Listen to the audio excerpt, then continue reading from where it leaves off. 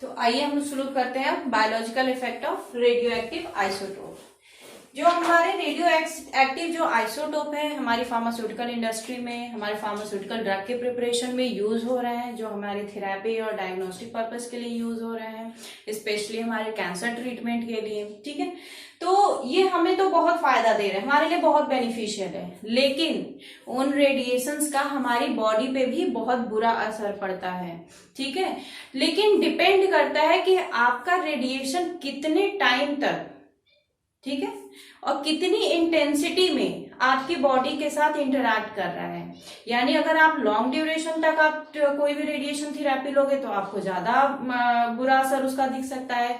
कम time के लिए short and term अगर थेरेपी लेते हो तो आपको उससे भी प्रॉब्लम हो सकती है, लेकिन आपके लॉन्ग टर्म थेरेपी के कंपैरिजन में कम प्रॉब्लम आ सकती है। ठीक है, तो ऐसे ही कुछ प्रॉब्लम्स हैं जिनको हम लोग शॉर्ट में थोड़ा डिस्कस कर लेंगे कि अगर हम रेडिएशन थेरेपी में यूज कर रहे हैं रेडियो एक्टिव आइसोटोप्स को, तो एक तो बुरा इफेक्ट हमारे ऊपर ये हो सकता है कि डीएनए डैमेज कर दे,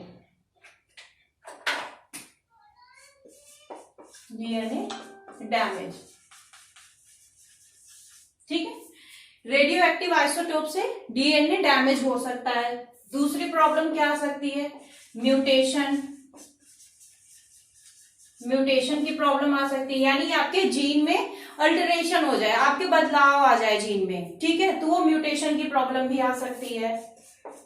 आपका एक डिटर्मिनिस्टिक इफेक्ट भी आ सकता है।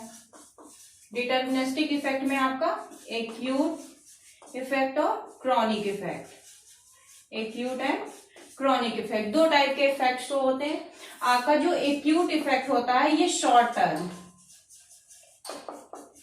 टर्म थेरेपी से आता है, यानी आप रेडियो एक्टिव आइसोटोप्स की शॉर्ट टर्म थेरेपी लेंगे तो उसमें आपको एक्यूट प्रॉब्लम आ सकती है, और क्रॉनिक प्रॉब्लम किसकी? लॉन्ग टर्म थेरेपी की वजह से आती है, लॉन्ग टर्म थेरेपी। ठीक है, इसके अलावा आपको सोमैटिक इफेक्ट भी दिखाई दे सकता है।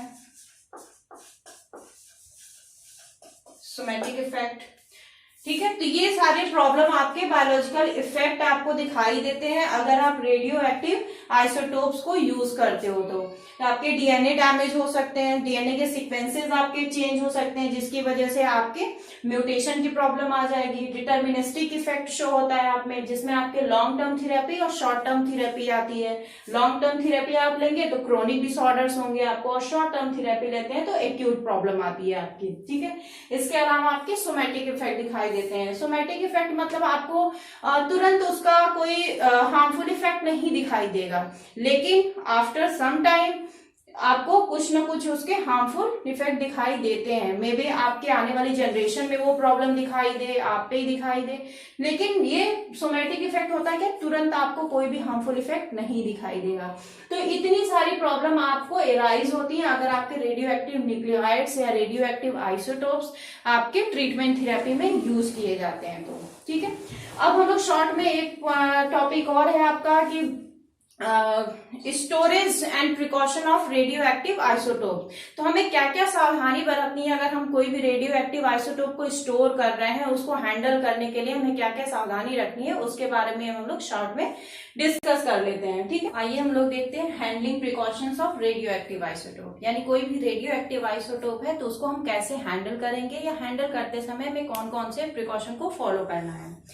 तो सबसे पहले प्रिकॉशन की हम बात करें तो जो आपका रेडियो एक्टिव एरिया होता है, जो जोन होता है आपका, ठीक है, उसमें प्रॉपर लेबलिंग होनी चाहिए। जैसे कि आप लोग अपने कॉलेज में जब पढ़ते हो तो आपके जो लेबोरेटरीज होती हैं उसमें प्रॉपर बाहर क्लियरली मेंशन होता है कि pharmaceutical chemistry lab, pharmacognosy lab, pharmaceutics lab. ठीक है, तो आपको बाहर से ही देख के समझ में आ जाता है। ठीक है, तो वैसे ही आपके जो radio active isotope storage zone जो होता है, एरिया होता है, उस पर भी आपकी बाहर प्रॉपर लेबलिंग होनी चाहिए, ताकि कोई भी, और एंट्री प्रोहिबिटेड ये भी लिखना चाहिए कि एंट्री वहां पे नहीं मिल सकती सबको। ठीक है, तो सबसे पहला पॉइंट यही है कि आपके जो एरियाज होते हैं उन पे प्रॉपर लेबलिंग होनी चाहिए कि this is the radio active zone. ठीक है, और वहां पे जो कंटेनर्स होते हैं जिसमें आपके रेडियो एक्टिव आइसोटोप्स रखे जाते हैं उस पे भी प्रॉपर लेबलिंग होनी चाहिए। ठीक, नेक्स्ट पॉइंट जो है हमें ध्यान में रखना क्या है, स्टाफ वेल ट्रेन्ड।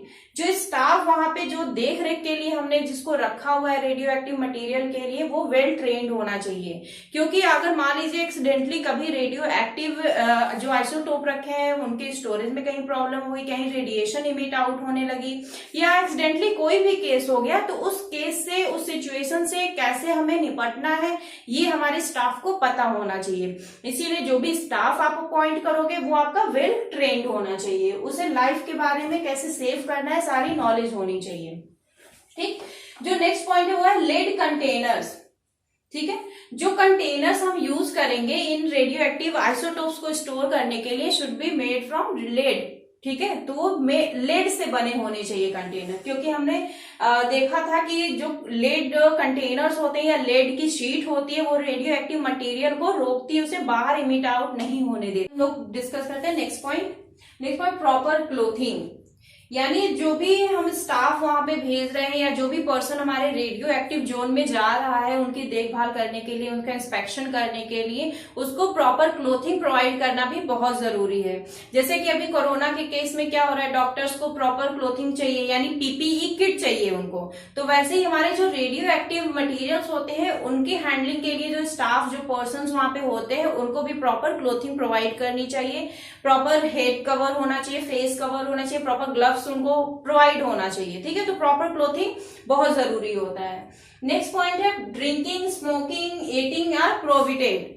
यानी जो रेडियो एक्टिव जोन है आपका, वहां पे आप ड्रिंकिंग नहीं कर सकते, स्मोकिंग नहीं कर सकते और कोई भी फूड प्रोडक्ट को आप ईट भी नहीं कर सकते। ईटिंग भी वहां पे प्रोहिबिटेड होती है, बिल्कुल मना होती है कि आप वहां पे कुछ भी खाने पीने वाली चीज को खाओगे पियोगे नहीं। ठीक है, should not store any food material inside the radio active zone. यानी जो रेडियो एक्टिव जोन है वहां पे आप कोई खाने पीने वाली चीज को स्टोर भी नहीं करोगे। जैसे लंच बॉक्स वगैरह आप लोग कहीं भी रख देते हो कि हाँ चलो ठीक है यहाँ रख दिया, तो आप अगर गलती से भी रेडियो एक्टिव जोन में काम कर रहे हैं तो आप अपने लंच बॉक्स को वहां नहीं रखोगे। ठीक है, क्योंकि वहां से रेडिएशन अगर बाय मिस्टेक कभी निकली तो आपके फूड प्रोडक्ट पे जाकर के इंसिडेंट हो सकती है, उसके साथ आपको प्रॉब्लम कॉज करेगी जब आप फूड को ईट करोगे तो। ठीक है, तो आप कोई भी ना ही वहां खाओगे और ना ही खाने वाली मटेरियल को स्टोर करोगे आप।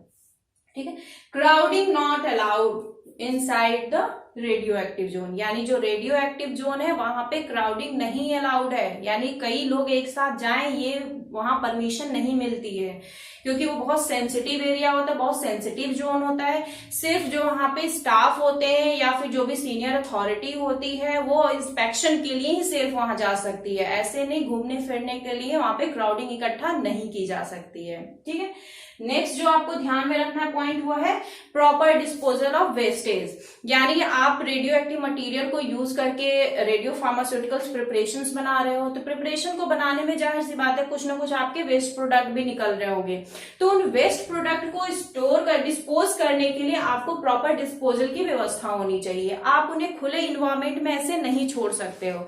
अगर आप उन्हें रखोगे ऐसे खुले में तो वहां पे जो आसपास की लोकेलिटी होगी उससे निकलने वाली रेडिएशन से अफेक्ट होगी। ठीक है, तो आप प्रॉपर डिस्पोजेबल की भी व्यवस्था आपको करनी होगी रेडियो एक्टिव वेस्ट प्रोडक्ट की। ठीक है, तो ये कुछ पॉइंट्स हैं जो आपको ध्यान में रखना है। तो आज के लेक्चर में हम लोगों ने डिस्कस कर biological effect of radio active material का क्या होता है और साथ ही साथ में हमने हैंडलिंग प्रिकॉशन भी देख ली। आई होप आपको ये सारे टॉपिक्स क्लियर हो जाएंगे। अगर कोई भी प्रॉब्लम होती है, कोई क्वेश्चन होती है तो आप कमेंट बॉक्स में जरूर मेंशन करिएगा। Thank you so much.